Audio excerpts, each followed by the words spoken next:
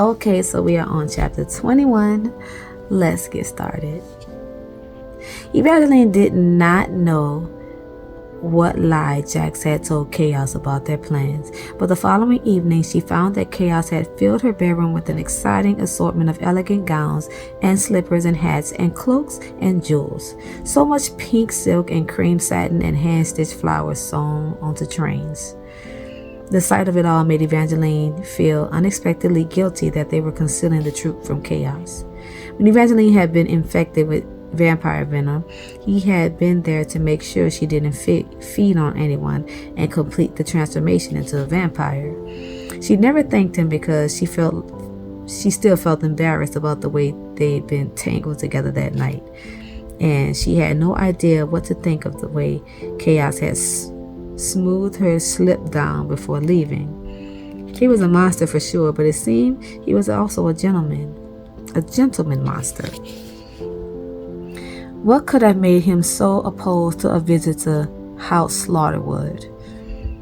She had tried again to look it up in his library, but then she remembered there were no books on House Slaughterwood, and when she'd first asked Chaos about it, he'd steered her in another direction. She tried to ask Jax more about what he told her. House Slaughterwood is the reason we're all in this mess. But he refused to say more on the matter, and Evangeline had the surprising impression that it was out of loyalty to Chaos.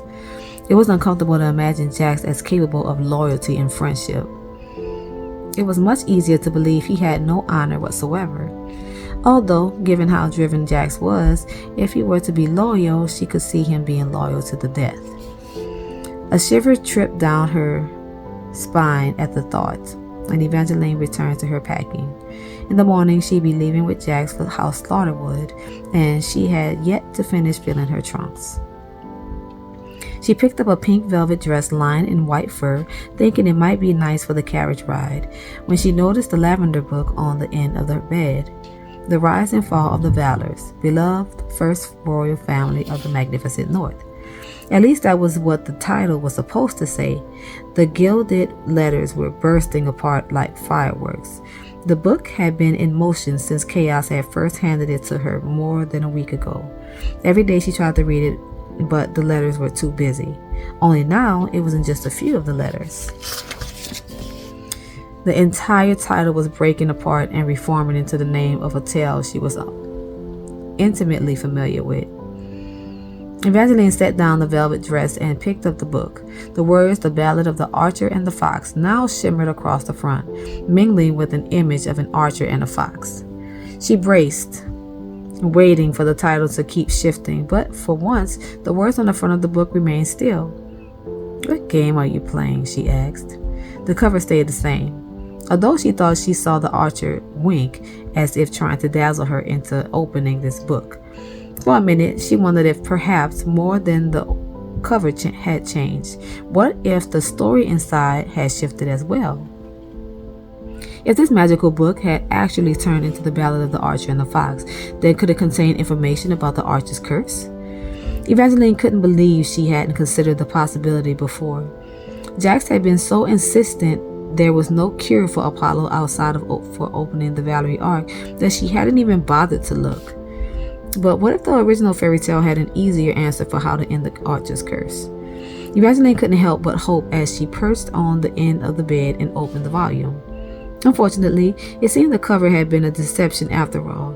The book's first page was a portrait of a severe young man and a graceful young woman. Beneath were written the words, "Vengeance Slaughterwood and his beautiful bride-to-be." Clearly, this book was playing tricks on her, yet Evangeline didn't put the volume down. Minutes ago, she'd been wondering about House Slaughterwood, and now this book seemed to be giving her an answer. She continued to study the picture. The portrait of Vengeance was quite handsome, but there was something unkind in his expression. His bride-to-be was extraordinarily pretty, but the book didn't say who she was. Evangeline turned the page and found a second portrait of Vengeance. He looked even meaner and older than he had in the previous picture, and he was with another woman, Glendora Redthorn. She was not nearly as pretty as the last girl, but the caption was the same, his beautiful bride-to-be. Evangeline wondered why he would have two brides-to-be. What could have happened to the first? She flipped the page again, hoping for more information about vengeance on the rest of the Slaughterwoods, but there was just another unrelated portrait. The dutiful daughters of House Darling. The page after that showed a group of young noblemen. It seemed this book wasn't just about the Slaughterwoods after all. It was just some sort of portrait book. Disappointed, Evangeline considered returning to her packing. But on the next page, she came across a picture of three young men standing near a tree that had a bullseye board tacked onto it. The young man looked friendly. One looked highborn, and one looked exactly like Jack's. The hairs on her arms rose up. Jack's clothes were different. An older style that made her think of days when roads weren't mapped and much of the world was still unexplored. But his handsome face was unmistakable. Her eyes shot to the bottom of the page. She found herself holding her breath as she searched for Jack's name, but the caption just said, "The Merrywood Three." The word Merrywood flickered to Bitterwood, and suddenly Evangeline remembered that she'd seen another reference to this trio. It had been in the book that had disappeared after she dropped it. The book had described the members of the Merrywood Three as scoundrels. They were Prince Castor Ballad, Lyric Merrywood, son of Lord Merrywood, and a nameless archer who she suspected could have been the same archer from the Ballad of the Archer and the Fox. Evangeline studied the picture again, attempting to figure out which one of these three young men Jax could have been. The young man beside Jax looked the friendliest, with brown skin, with the warmest smile she'd ever seen, and an arrow in one hand, which instantly made Evangeline think he must have been the archer. But then she remembered that the stories were all cursed. She wasn't sure if that curse applied to pictures, but she decided to keep an open mind.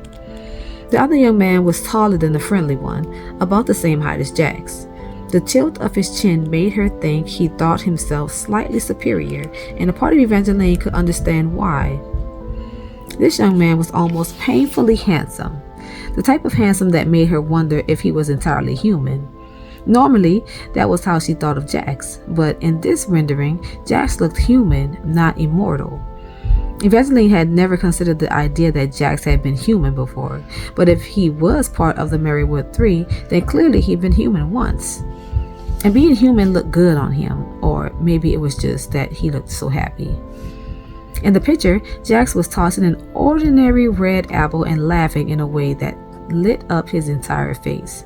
He never looked this happy now, and she couldn't help but wonder what had changed. "Little Fox!" Jax knocked as he called her name through the door. Evangeline startled and nearly toppled off the bed as he strolled into the room. His resemblance to the picture was uncanny, and yet the feeling she got from the looking at him now was entirely different. It was as if a sculptor had taken a dagger to who he had once been and carved out all the softness. "You're staring at me." Jack's mouth curved up as he spoke. Her cheeks instantly pinked. "You burst into my room. I knocked and you said your name," and he broke off. His eyes lashed onto the book in her hand. They flared dark silver. There and gone so fast, it could have been a trick of the light. Or maybe he had seen the picture, except the picture was suddenly gone. The pages of the book were blank. The outside of the book was blank as well. All the golden script gone, making her uncertain as to what Jax might have seen. "Our carriage arrived in half an hour," he said tightly. "Forget the sad stories and finish packing." Sad stories. If that's what Jax had seen, then clearly he wasn't looking at the same picture she had seen. "Wait." Evangeline held up the blank page of her book as if the drawing might reappear. "I saw your portrait in this volume." Jack's blue eyes crinkled with laughter. "You're seeing me in fairy tales now. Should I be concerned you're starting to form an obsession?" "No," she said stubbornly, refusing to be embarrassed. "It was you. You were one of the Merrywood Three." Jack sighed, amusement turning into something like concern. "Whatever you saw in that book was a trick. The Marywood Three died a long time ago, and I was never one of them. I know what I saw. I'm sure you do, but that doesn't mean you can trust it. These stories, the pictures, they lie. So do you, Evangeline countered. Although as much as she hated to admit it, Jax was right.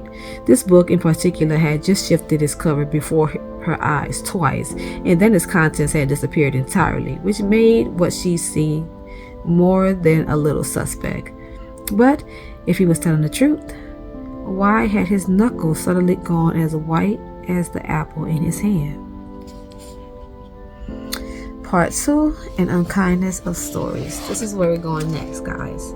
So, does that mean we made it to the halfway point? I don't know. It looks like we possibly could have made it to the halfway point. So that's what we're going to be at in chapter 22. That one was making it look like it was going to get interesting, but it didn't. Where's the love? Okay? I'm a romance girl, and it's not giving me what I wanted to give right now. So, until next time, good night, y'all.